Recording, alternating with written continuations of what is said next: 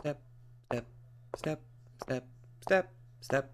Hello there, everybody. It's about a 92 AK Nightmare, and welcome back to Irae Amantes Amentes. In the last episode, we barely survived, and a fraction of Lord Hydric appeared. Not the full manifestation, but just a mere fraction, and that right there, dear fucking God. Ugh. If just a fraction of him was just that powerful, I shudder to think about how... Oh.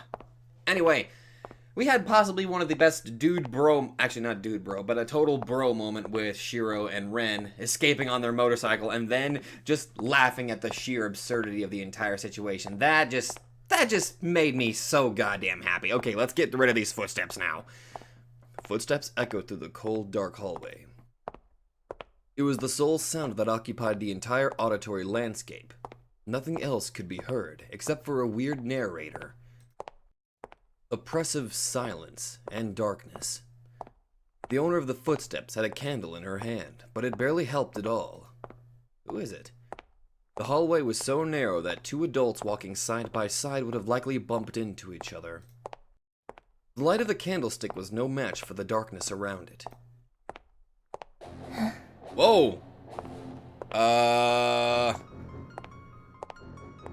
A barely perceptible sigh interrupted the monotone of footsteps. Exasperated by the uselessness of the light, the woman momentarily considered getting rid of it altogether. She knew that the more she advanced, the darker it got. Whatever lay at the heart of the tomb-like hallway was responsible for generating this all-encroaching darkness. As such, it was small wonder that the candlelight had so quickly outlived its usefulness. Oh! Oh, Lisa? The woman addressed her companion in a surprisingly carefree tone. As the light passed away to her side, it illuminated the face of Himuro, I bet.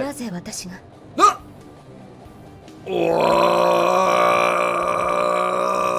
What?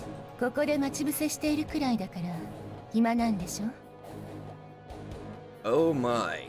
What the actual fuck? Kei Sakurai.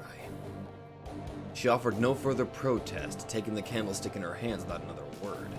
Obviously, the action did nothing to improve the lighting conditions of the corridor. She did know more than she was letting on!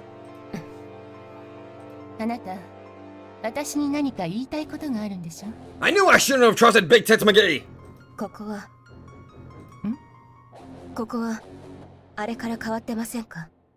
Oh god, is she like one of them?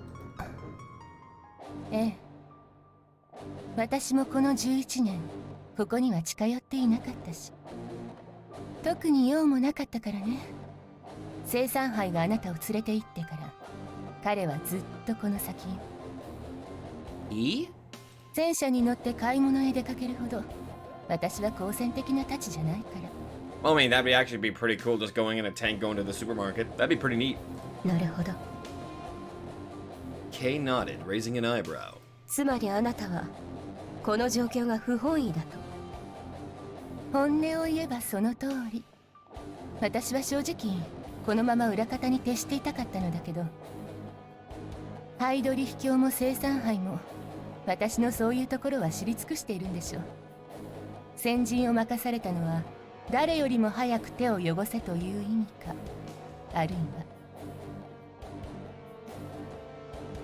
She brushed her hair up with a wry smile.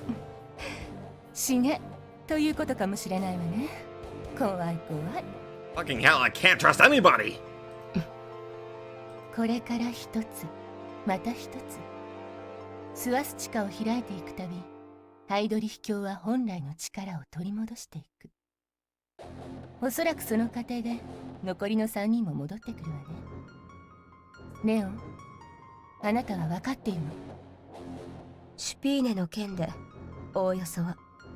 Oh yeah, he didn't last long, did he?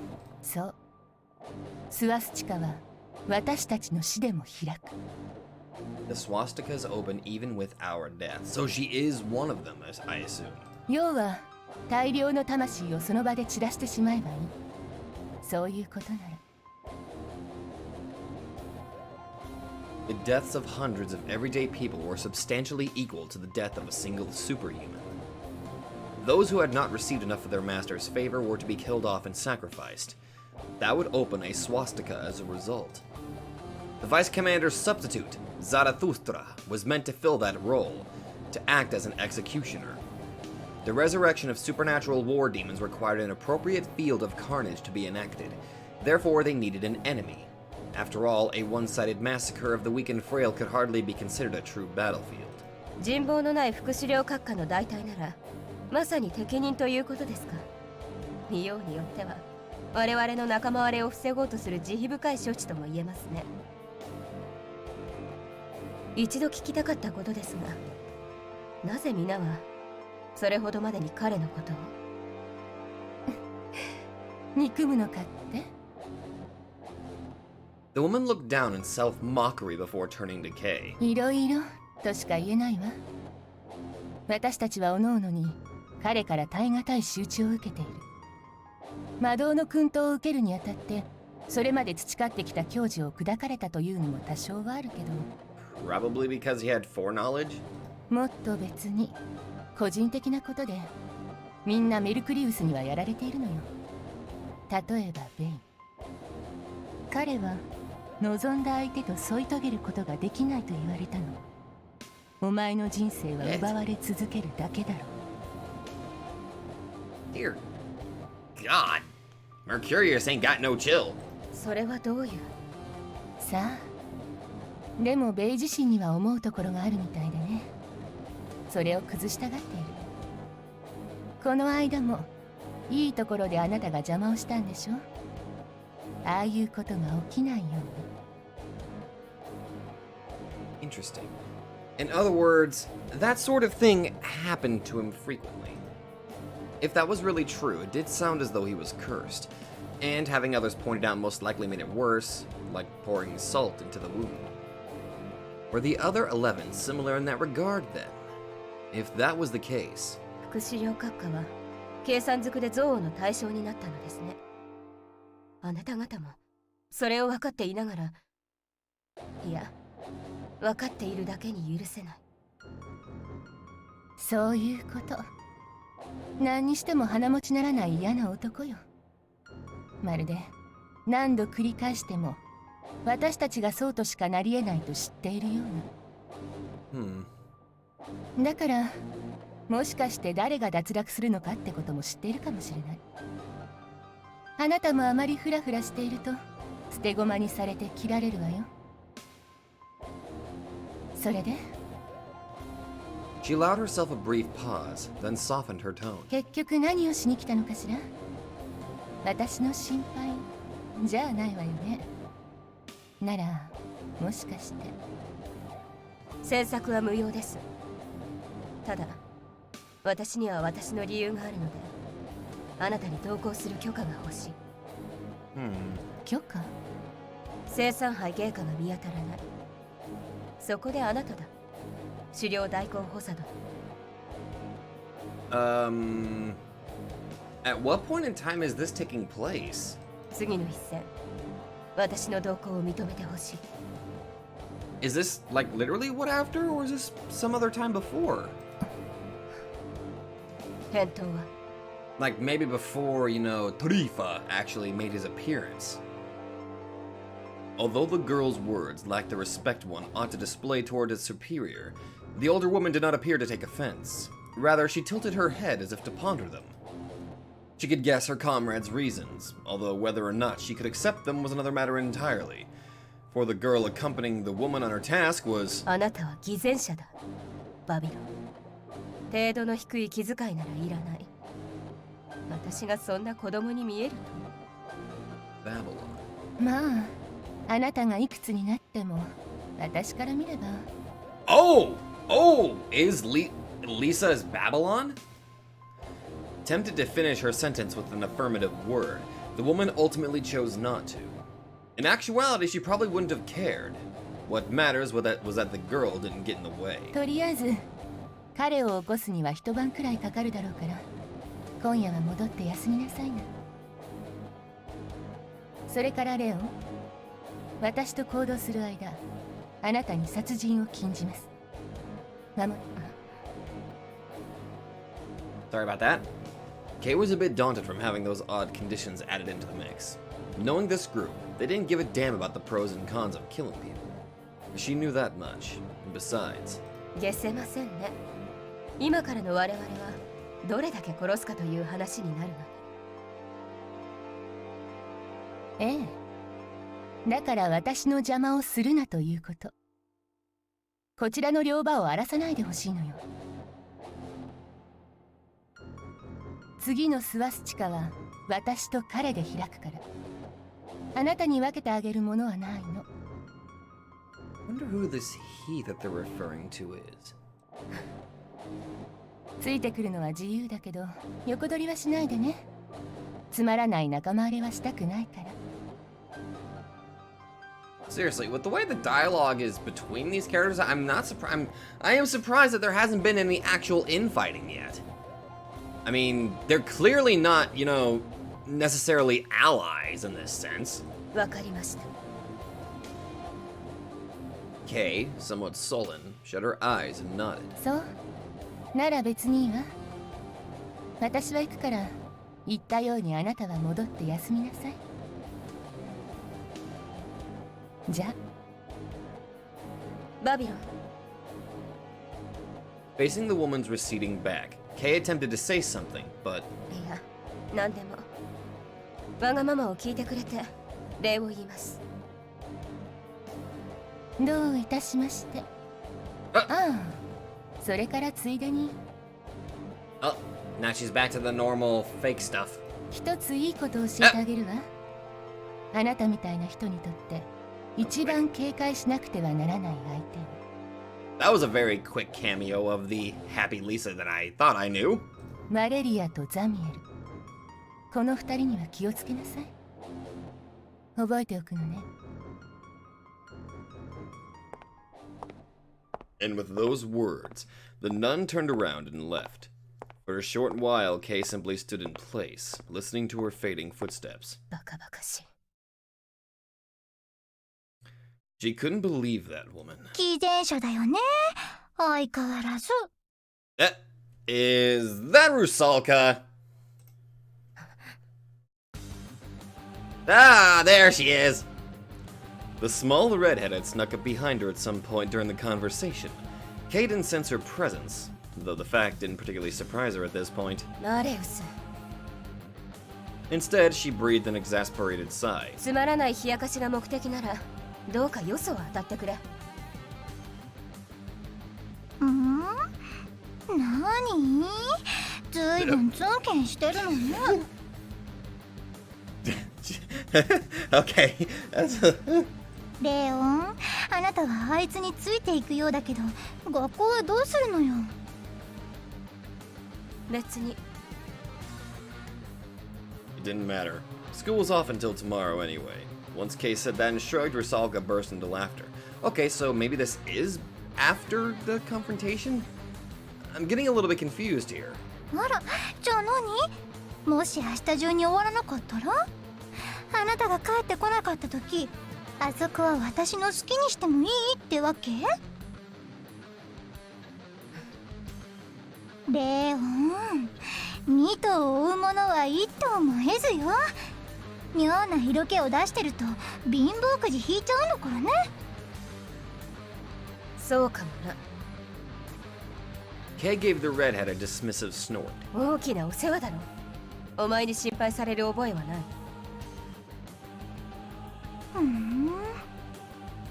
でもあなたはなんだか危なっかしい感じなのよね。バビロンだって忠告をしてたじゃない。どうせベイにもいろいろ言われてるんでしょ。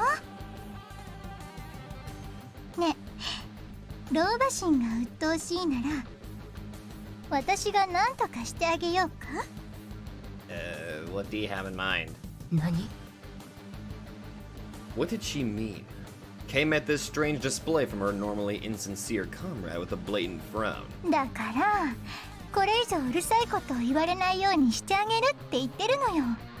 邪魔くさいんでしょ、そういうのが。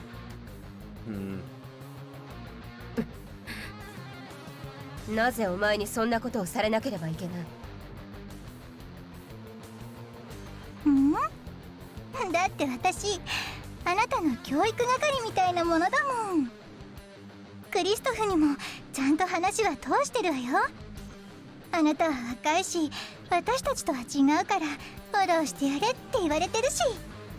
例えば？そうね。Rusalka gave a faint, mocking smile, then stuck her finger out. 誓いを立てましょうか。今ここで。Is it a pinky finger? 誓い？そう。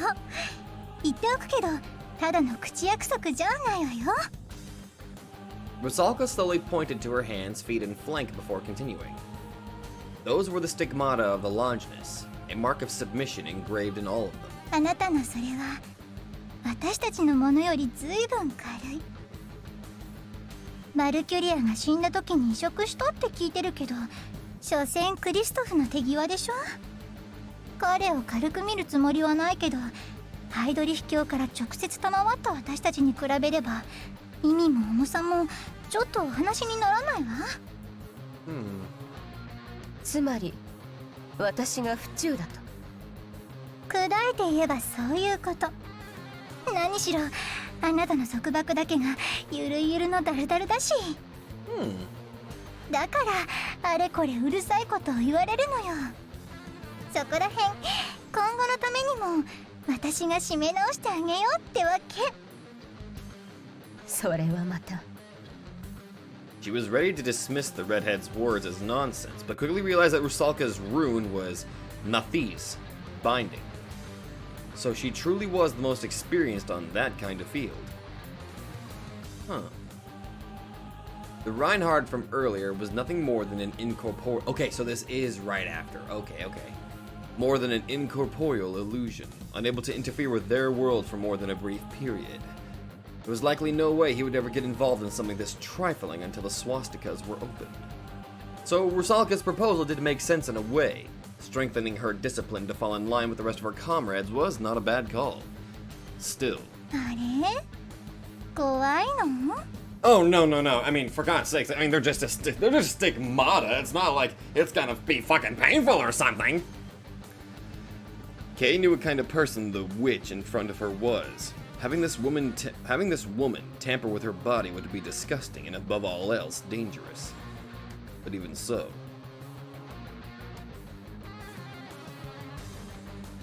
You gonna say anything? I have no other choice, do I? There was nothing to be gained from defying her. Opposing such a logical suggestion would only worsen her own standing. Kay sighed and nodded. 好きにしろ。ただし制約の内容を明確にしておきたい。私がそれに同意しなければこの手の呪詛は成り立たないだろう。ええ、心配しなくても無茶な強制はしないわよ。Rusalka laughed cheerfully, then stuck out 2 more fingers. まず一つ、同胞に対する殺害と傷害の意図および行為の禁止。 Not so much for the infighting. 同意する。ただし同胞による殺害と傷害の意図および行為にさらされた場合を例外とすること。受諾する。ただし本制約はその類に含まれない。2つ、同胞を除くすべてのものに対し殺害と傷害の意図および行為を戸惑わない。同意する。ただしリザブレンナーの前においてのみ例外とすること。受諾する。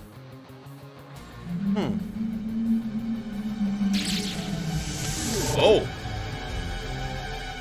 Oh, holy hell! Rusalka drew a complex symbol in the air as she said that. It appeared to be a magical seal, but Kay wasn't sure.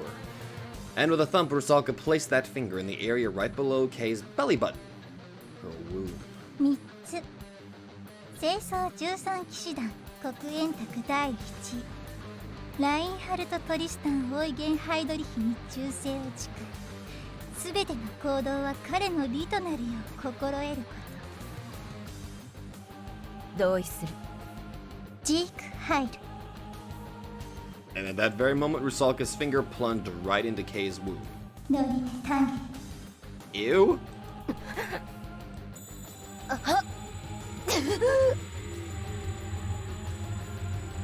The sudden and intense rush of agony sent Kay to her knees against her will. There was no doubt that Rusalka had planted something into her room, racking Kay with indescribable pain. Rusalka looked down at her, laughing pleasantly. ねえレオンあなたって少女よね Oh dear. 何いやだったら面白いなと思っただけとにかく今私が打ち込んだそれ Oh! 生きてるからね制約破ると中からお腹食い破っちゃうわよ Ew? The pain was already fading and turning into a burning ache. Though she could feel the foreign substance in her abdomen, Kay slowly rose to her feet. She then retorted with scorn. 何時我に触れんと欲するなかれかなるほどお前らしくて趣味が悪い何よ私なりの気遣いだったのにひどくない危なくなってもギリギリで回避できる可能性を残してあげたんだから感謝してほしいわね Actually not. だからそれが余計なお世話だってああはいはいもういいわよ大和なでしこさんこれだから処女って面倒くさくて嫌いなのよね Hey, why are you virgin shaming?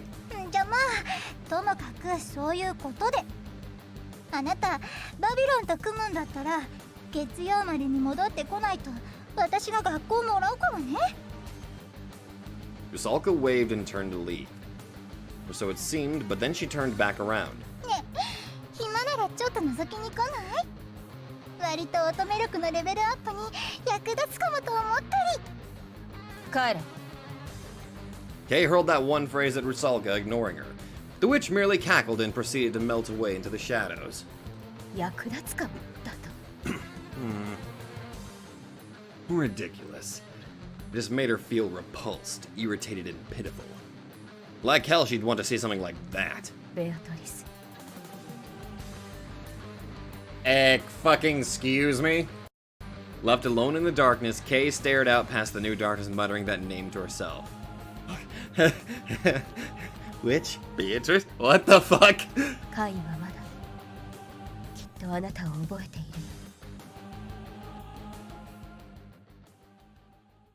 That kinda came out of fucking nowhere. Lisa Brenner's lips curled into a bitter smile as she recalled the words of a girl only a fifth of her age. Indeed, it was just as she had said. She was a hypocrite. She spoke and acted like someone of good faith on the surface, but deep down she was nothing more than a heretic. The girl knew it well. It wasn't like Lisa had been acting in front of her, but it was also true that there was little meaning to words of virtue not backed by action. After all, she was about to stain herself deeply with immorality this very moment. Her vision was that of pure darkness. She had no clue how much she'd walked ever since parting with the girl, but it probably hadn't been that much. Her sense of distance had lost all meaning, and the several dozen-meter-long labyrinthine hallway felt it 1,000 times longer. Lisa breathed a small sigh as she felt herself touching a metal door. There's a girl we went to. That had likely been the spell to unlock the door, for it opened with a solemn sound. The putrid stench of rot inside stuck in her nose.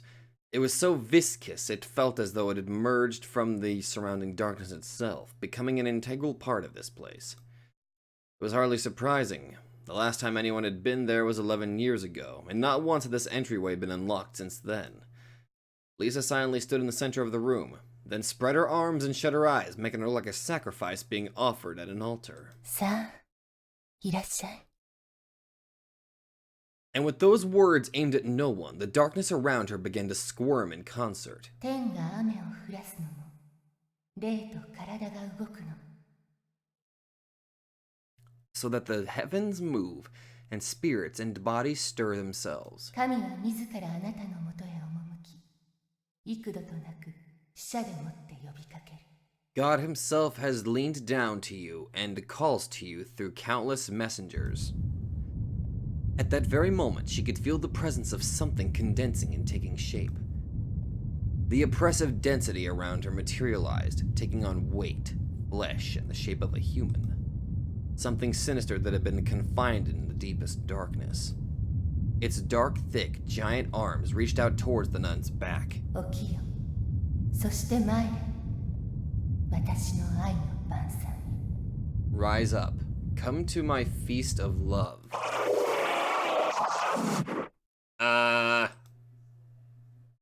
And with a groan that sounded like it came from the bowels of the earth itself, the thing's giant arms wrapped tightly around the nun. Chapter 7. Death Indra. Death Indra. What the actual fuck? In the end, it looked like I had been refusing to see everything that had been inconvenient for me yet again. まあお前の悪い癖だわな。人を見る目なんかねえんだから、もっと世の中疑ってかかれよ。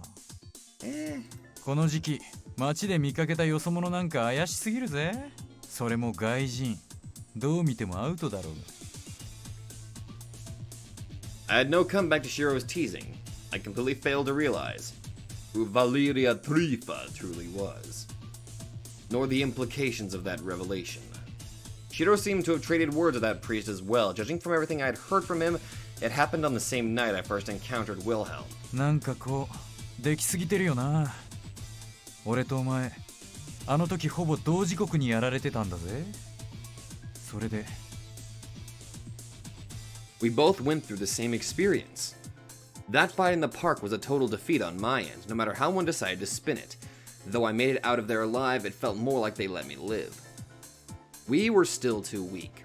A pair of losers who had no choice but to run away so we could live to fight another day. Described this perfectly right now. I passed out just as I got back to this club, and when I woke up I found that I'd been sleeping for a whole day. Couldn't get more pathetic than that. I'd recovered physically thanks to the rest, but the mental scars left behind wouldn't fade so easily. Shirou was talking shit as always, but I didn't feel like picking a fight. I had no time for crap like that. かすみ。あ？かすみをどうにかしないとやばい。ほっといたらあいつ明日は学校に行っちまう。I'd planned to get rid of Rusalka and Sakurai by the end of the weekend, but in the end I failed to beat either of them. Now that our battle had begun for real, school was too dangerous. A fight would likely break out if I went there, but I couldn't guarantee Kasumi's safety if I skipped it. In that case, tonight was my last chance to... 拉致ってことが片付くまで監禁か？いいぜ別に。うちのもんらにやらせても。Huh? Really? でもよ。言うな。分かってる。He wanted to tell me that I should go and tell Kasumi everything, even if we didn't force her into hiding. But that was out of the question. あいつになんて説明すりゃいいか分かんねえよ。それにお前とも会わせたくない。なんで？自分の胸に聞いてみろよ。とにかくそういうことだから。ああ、はいはい。なんか一方通行な友情だな、おい。俺の人脈当てにしといて、こっちにメリットなさすぎっつうかなんつうか。There was no need for him to remind me of my own impudence, but I had no choice at that time. 俺もダメ、お前もダメ。だったらかなり手荒になるぜ。バカスミはあれだしよ。うちの連中も育ち悪いから。おい。わかってるって。けどな、レン。労働には報酬がいるだろうよ。なんで俺がお前の頼みをすんなり聞かなきゃいけねえのよ。Yeah, he makes a fair point, Ren. Shirou flashed a smirk as he stretched out his right hand. 金かよ。まあ、それ実行する連中にくれてやれよ。俺にはもっと別のもんよこせ。I had no clue what he was implying. Just then... その子、ちょっと俺に貸せよ。Ah! Shirou pointed right next to me. Huh? はい。 Oh! When did you... I... Sitting there was a girl who hadn't opened her mouth even once throughout this whole thing. そうそう、彼女。マリちゃん？この子面白いよな。正直興味あるんだわ。I'm not entirely sure that's how this works. お前な。 I had no idea what he was thinking, but I couldn't accept those conditions. Shirou made a big show of frowning when he heard my refusal. なんだお前、気が多いにも程があるだろ。ハーレム大王でも目指してんのかこら。No, harem really isn't my thing. ハーレム？ No, Marie, you don't need to know about that term. ああ、こいつな、女は全部自分のものだって言ってんだよ。他の男とは口も利くなって。Shirou, shut up. 私はレンのものだけど。ああ。That fucking reaction. I really wish Marie could have tried to read the mood a bit. Though I suppose that was asking for too much. あー、ちょい待て。そうなわけ？違う。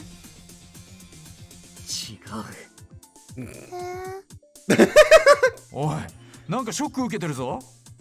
意味が違うんだよ。どんな風に？ He expected me to answer that? いいか。俺とマリーは体と体を一つにする関係なのです。だから。Okay, she wasn't technically wrong though. つまりセフレ。Okay, that's it. Hit list priority change. Him first, Nazi freak second. レンは私を一番うまく使ってくれる人。それが気持ちよくて、私はとても嬉しいの。Marie, shut up!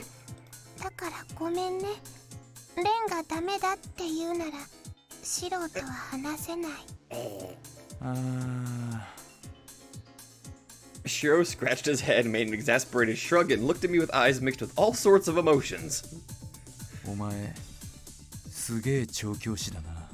Oh my god, this is such... No. レンは上手だよ。Marie, stop it! え、マジ？例えばこう、どんな感じで？ Oh my god, no! お前少し黙れ。 Why did the conversation turn so incomprehensible? Okay, Marie aside, this idiot had not even the slightest hint of urgency. マリー、別に誰と話してもいいけど、ただちょっと。ちょっと。I just wish she'd choose her words more carefully, but telling her that wouldn't do any good. Anyway, if I didn't let her talk to anyone, she would be forced to be little more than an ornament in the room. Letting her speak was just asking for trouble. Seriously, this whole situation was bad on my heart. I wanted her to become used to our world little by little, so I tried to keep her formed as much as I could, but...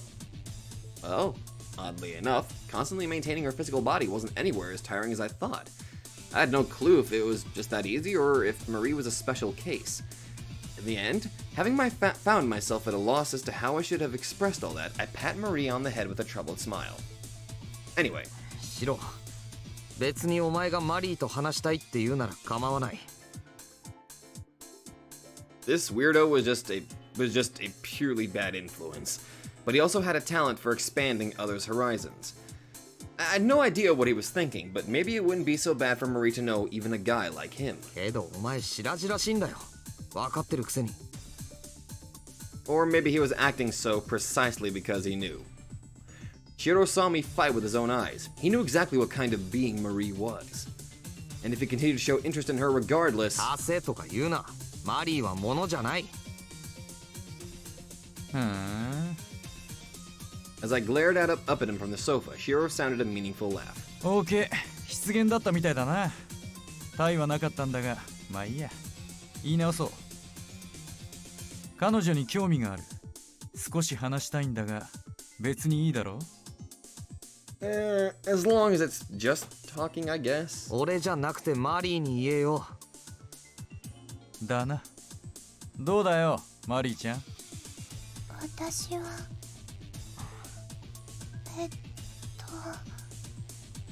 At first she was bewildered, but いいよ。決まりだな。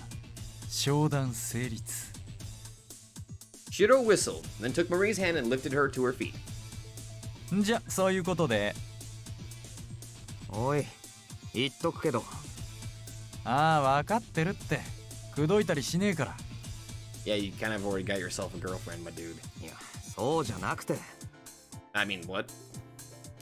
You'd probably forgotten the first topic. かすみのこと、頼むぞ。おう、任せとけ。丁重にお越し願うよ。After wrapping his arm around Marie's shoulder, he started making off for another room. Is he really gonna be okay? おい、ああ、もうしつけえな。いちいち何なんだよ、このハリムだよ。Stop calling me that! かすみをここに連れてくる役、本庄には頼めないのか。あいつなら女同士だし。ああ、 Shirou turned around and pointed the room's monitor with his thumb. あいつは今 PC に囲まれていろいろガチャガチャやってるよ。もともとそっち系が専門だからな。 Oh? やることないならお前あいつのとこ行ってろよ。情報収集は大事だし結構役に立つはずだぜ。 Any possibility that she's a super hacker? ただし手出すなよ。あれは俺のだから。Eh, あのな。 had to fulfill his stupidity quota, huh? んじゃしばらく嫁の交換っていうことで。 Shirou ignored my exasperation and gave me a smile, then opened the door and went through it with Marie. But just before disappearing into the corridor, he suddenly stopped and spoke up.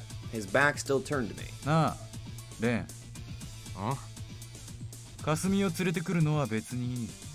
お前にとっちゃ兄弟みたいなもんだしよ。他の連中がどうなろうがあいつだけはって、そういう気持ち共感はできんが理解はできる。けどお前氷室先輩はどうすんだよ。 Yeah, about her. My heart began to race at that name. 捨てちまうか。別にいいぜ。俺にとっちゃどうでもいい。ただ言ったよな。お前人を見る目ねえんだからよく考えろってよ。I couldn't just ignore things I felt were inconvenient to me anymore. There wasn't a shred of truth to be found in neatly beautified hopes, or rather delusion. I knew that. He didn't need to remind me. 判断材料がまだ足りないならなおさらエリーと話しとけ。連中がどういうもんかそうすりゃお前もよくわかる。じゃまた後でな。言うの遅くなったけどせっかく一緒に遊べるんだから楽しく行こうぜ。 I guess. シロ、 But Shirou didn't wait for me to finish, shutting the door. His footsteps, along with Marie, soon grew faint. He was completely right. I wasn't good at reading people. I was fixated on maintaining the status quo and didn't notice changes around me. That was why he, Kasumi, and Himuro were deviating from the relationships I wanted to have with them. But even so, after all was said and done, the times we had shared were no illusions or lies. Right? Though I'd abandoned false hopes, I didn't feel like denying our pasts, too. Whatever Himuro was, she was still mine. I punched the wall, causing a part of it to collapse. Before, that would have broken my fist. Now, though, I felt practically no pain at all. I didn't regret gaining this body, but still deep down, a small part of me wished to feel pain. ああ、いらっしゃい。待ってたよ。 Also, the lights are off. Can we please turn them on? It's kind of not good on my eyes. Afterwards, after taking a few wrong turns and getting lost, I eventually somehow made it to Honjo's room. 意外にレン君って方向音痴だよね。ここからずーっと見てたけど、なんか行ったり来たりしてネズミっぽかったわ。大きなお世話だ。I made a flat response to Honjo's barrage of teasing. This was probably their so-called control room. In other words, the place where they could keep an eye on all the other rooms through a number of monitors. Isn't that kind of oh wait, why they probably would not care. The monitors themselves served as the solitary source of light around me, illuminating the dark room. At my feet, I spotted a massive jumble of strange cables, each different color and size. I wasn't tech illiterate per se, but being in a room chock full of equipment I couldn't really understand still made me feel somewhat uneasy. その辺かけなよ。私んとこ来た理由は分かってるし、ちょっと待ってれば面白いもの見せてあげる。She faced an odd yet absurdly huge tower-like object, most likely a computer, then began typing away at her keyboard. She looked over her shoulder at me with a cigarette between her lips, only the rhythmical moving of her fingers penetrating the silence. もう少しかかるから暇ならそこのモニターでも見てるといいよ。ほら、バカと天然がじゃれ合ってる。会話も。 Whoops. Damn it! Damn it! I hate this! I hate fucking skipping stuff. Shit!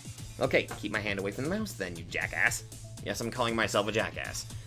She held out some headphones. Shirou and Marie were being displayed on the monitor Honjo was pointing at. As for what they were doing, well, how to put it, they were having a friendly chat while playing Cat's Cradle. 何話してる？ Cat's Cradle? エッフェル塔の難易度がどうとかこうとか、あと実物のエッフェル塔は世界三大がっかりに数えられるくらいしょぼいらしいけどマジなのかとか。What? はあ？世界三大がっかりってマーライオンとかじゃなかったっけ？あいつはどうでもいいこと知ってるようで、その大半が間違ってんだよ。わざと言って嘘を教えようとしてる線もあるけど。I kind of lean a little bit toward that because then he can just kind of mess with the people who believes him. I took off the headphones to get away from the boundless stupidity. Partly because the conversations they were having was dumb beyond belief. But there was also the fact I'd never been a fan of eavesdropping to begin with. Hell, why was he even talking to Marie about the Eiffel Tower in the first place? Because she was French?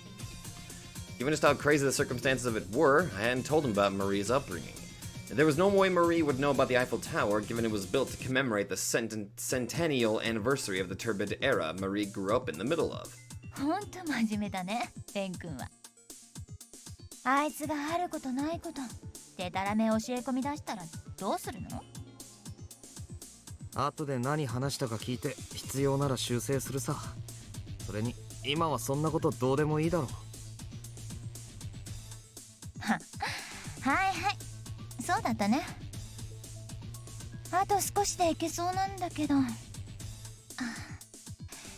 これめんどいな、くそ。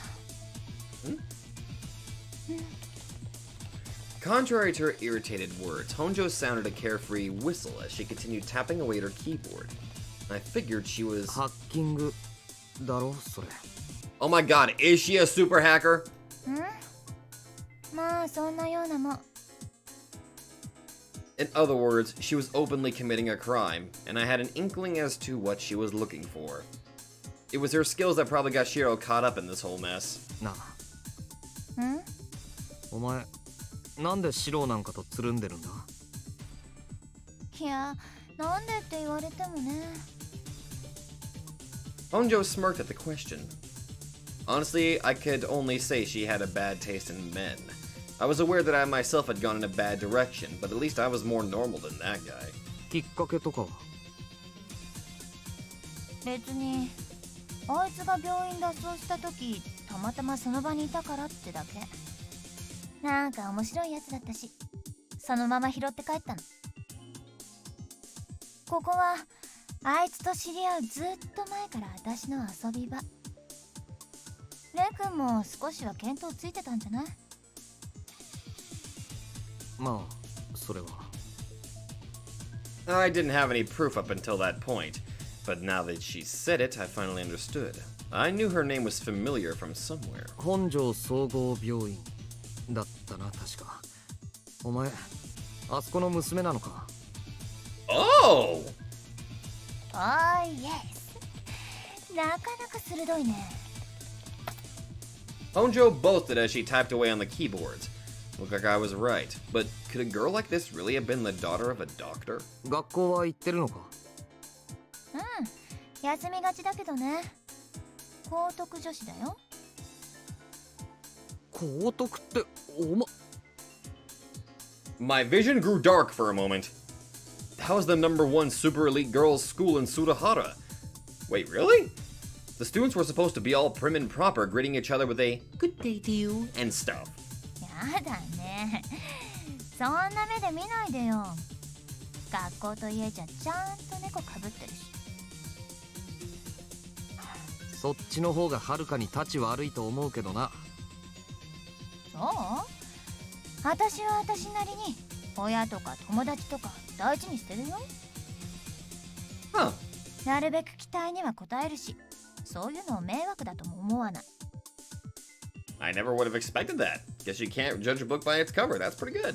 でも私が楽しいと思うのはなんでかこういうことだから。それに付き合えない感じの人には黙っておくね。私は変身ヒーローで、昼は本庄さん、夜はエリー。誰でもそういうところはあるんじゃない？シロウもかすみちゃんも、それからヒムロって先輩も。Really? 人間なんてそんなもんでしょ。だからあんまりショック受けない。やっぱりお前全部最後まで聞いてたんだな。盗聴も趣味だし。Jesus. Onjo winked at me. It was right then that the monitor of the computer she'd been playing around with began to change. そんな感じで雑談おしまい。いいもの見せてあげるから、ここから真面目な話を始めようか。The mysterious program strings disappeared and were replaced by an image. Upon the screen, I saw none other than... 私はこれを見るの2回目だけど、ほんとバカみたいな額の賞金で笑えてくるよ。本人が言うには全員取ったら戦車の1万台くらい買えちゃうって話だけどさ。Honjo narrowed her eyes, lowered her voice, and translated the English on the screen in the calm tone of an instructor. The text on screen was the personal data of those bastards, the Longinus Dreisen Orden, the Knights of the Holy Lance. ヴィルヘルム・エーレンブルグ。1917年7月10日にドイツ・ハノーバーで生まれる。Survivor of the Nazis' last battalion. The words dead or alive danced on the LCD. 27年9月、父親を射殺し、母親であり姉であるヘルガー・エーレンブルグを強姦殺人。少年院に送致されるも、同年12月に脱獄。その後も強盗、強姦、放火、殺人を繰り返すが、41年に後の SS 特別連隊ディルレワンガーの一員となり、翌年2月のパレチザン総統選で戦果を挙げる。これによって罪は免責。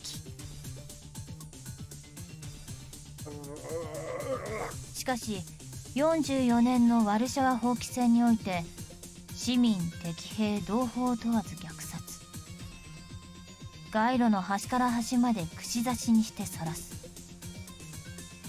法的にはそれで粛清されたとなっているが、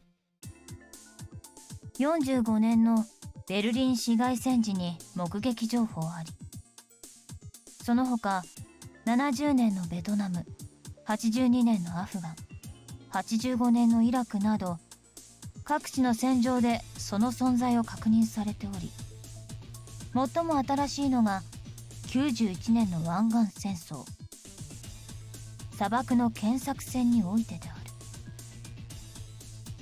とまあ、ありがちだけど、いわゆる戦場のオカルトだね。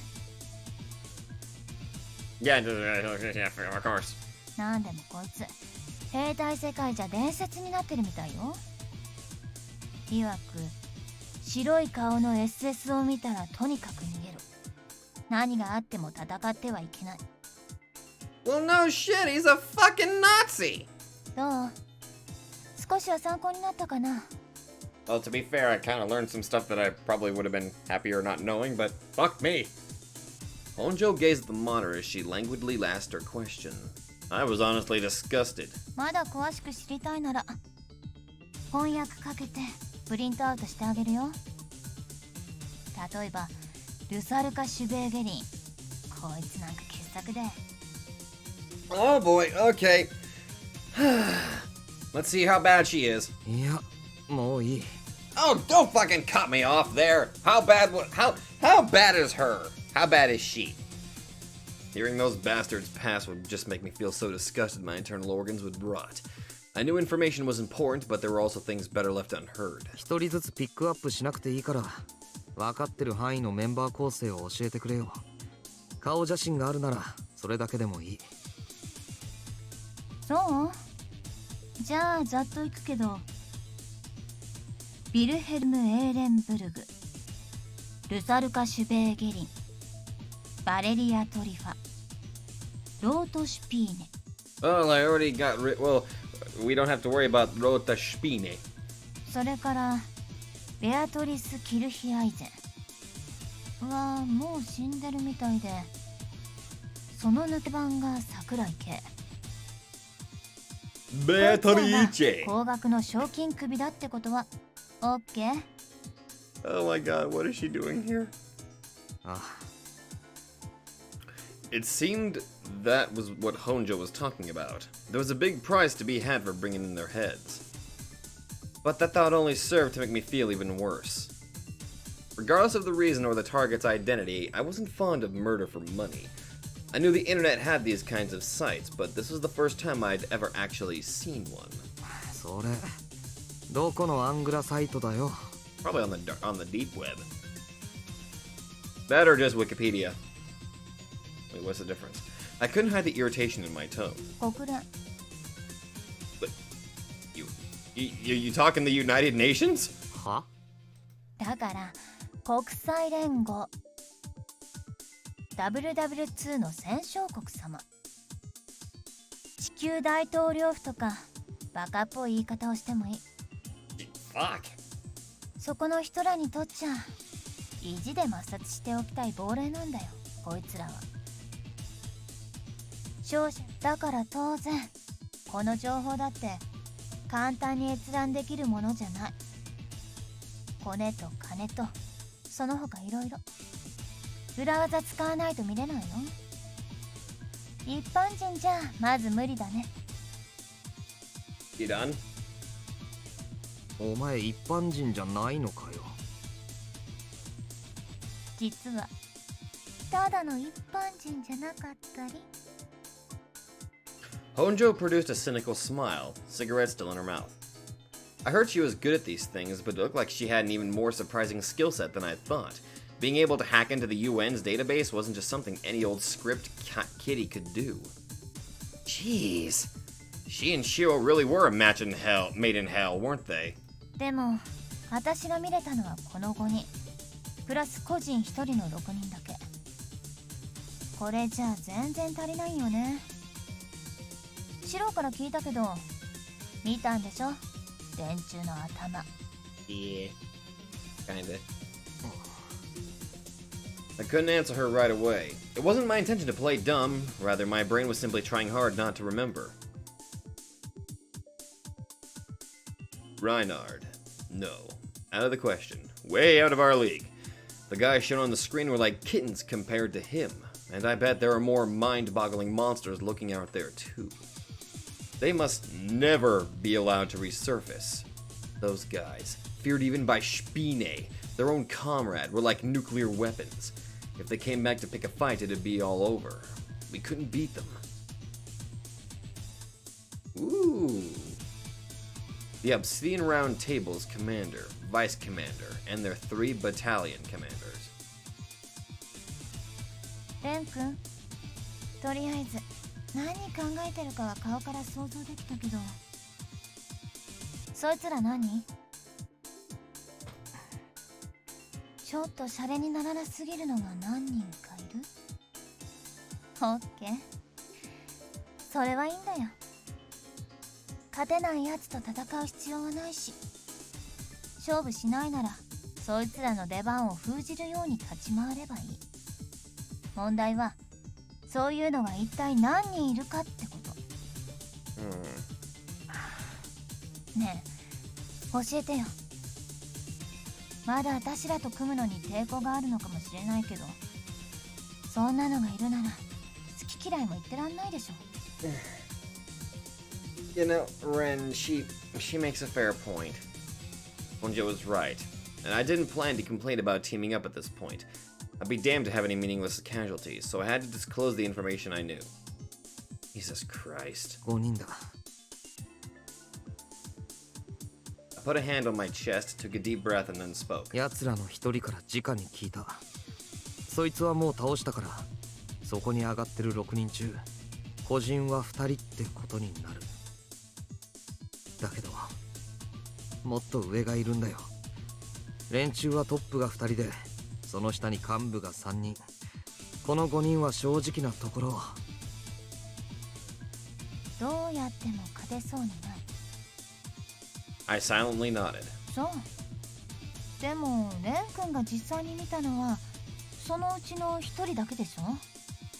なのにわからないけど、そんな気がするんだ。 I knew those bastards. I didn't know why, but I felt deja vu with their names. Reinhard and Mercurius, Machina, Samiel, and Schreiber. I was no match for them now. Honjo tilted her head like she was thinking about something, then checked the information on screen again. バレリア・トリファ。私が怖いっていうか気持ち悪いと思うのはこいつだけど、レン君的には別に問題じゃないって感じ？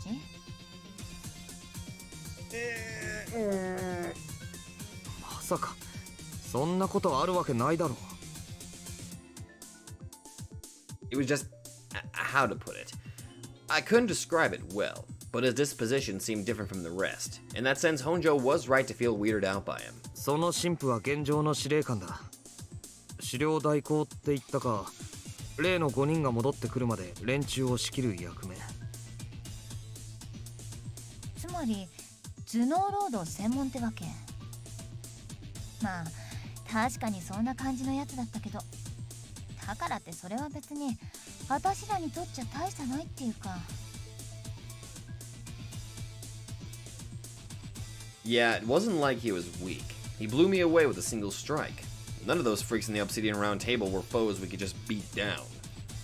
It didn't change that Wilhelm, Rusalka, and Sakurai couldn't be beaten by conventional means. とりあえずいろいろ突っ込みどころはあるけど、それは後に回すとして、今は私が思ってることを言っておくわ。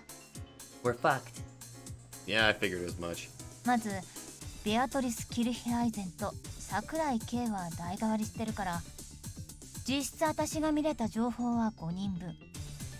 それにレン君が言う5人も足して合計10人。足りないんだよ、あと3人。正直ね、幹部とかその連中のことはなんとなくだけど分かってた。プロテクトの規模とか難易度とか、そういうことからこの下に何人いるかはだいたい見当つくんだよ。でもね、残りの3人、これについては痕跡すらない。データが存在してないのか、私でも読めないくらい深いところに行ってるのか、まるでわからないから怖くなる。情報の傾聴で脅威度を測るなら、レン君が言ってる5人よりこの3人の方がはるかにやばいよ。楽天的に考えれば大したことないから登録されてなかったとか、そんなオチもありえるっちゃありなんだけど、もしかしたらこの3人はナチの切り札なのかもしれない。 That's sort of what I was figuring, I guess. I mean, I guess you could consider the, the 5 most powerful to technically be the ultimate trump card, but... そして私たちはそのうち2人に見当がついている。 Honjo blew out cigarette smoke as she kept staring at her monitor. I knew what she was implying, and we were thinking the exact same thing, hence my dumbfoundedness. 教会にいる神父、あそこは他にもシスターが1人と月額の。いい、言うな、分かってる。本当に？ああ、さすがにそこまでおめでたくない。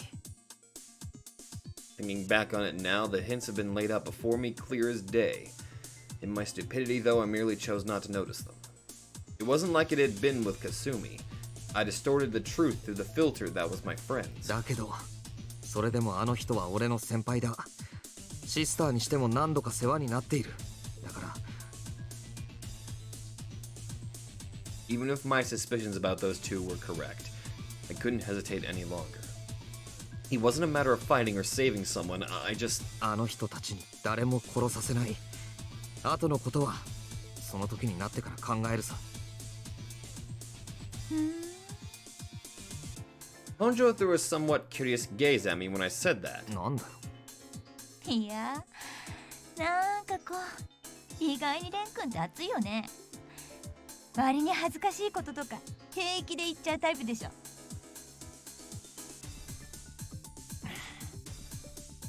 Mind your own business. ほら、ダメだってば、そんな顔しちゃ。私、今の結構グーッとくるもんがあったんだから。ほら、シロはマリンちゃんと遊んでるし、レン君は私と二人で盛り上がる？